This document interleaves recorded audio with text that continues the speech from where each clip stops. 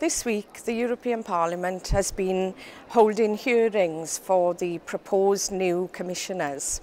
What that means is that each of us sits on a committee in Parliament. For example, I sit on the Culture Committee and the Transport Committee, and in the Commission there will be commissioners who are responsible for transport, for culture and so on.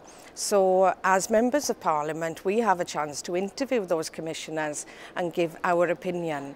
At the end of the day, Parliament can vote to accept or to reject the whole Commission, the 28-member Commission. We can't vote against individual commissioners, but at least we have some say in who is appointed. And why is this important? Well, because only the Commission can bring forward new European laws.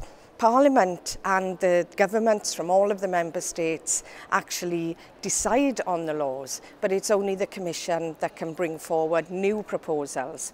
So it is very important that I ensure, as a member from Wales, that the Commission understand the needs and the aspirations of Wales in the whole process in the next 5 years of work in the European Union.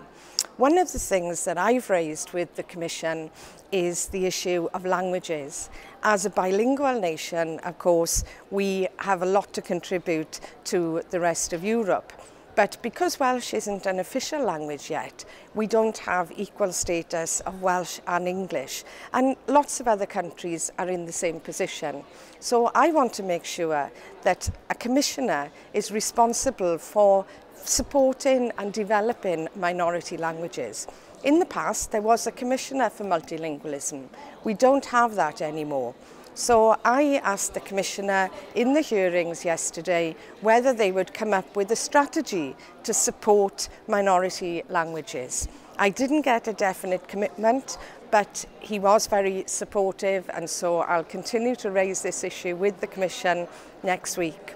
Another issue I raised was the importance of transport links, particularly the links between Wales and Ireland, and how those should be key European routes.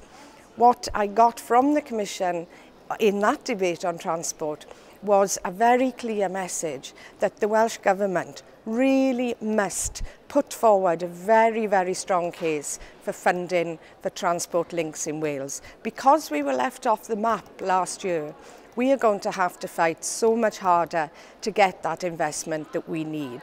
But I will be doing that, and I'll be urging the government and local authorities in Wales to do the same.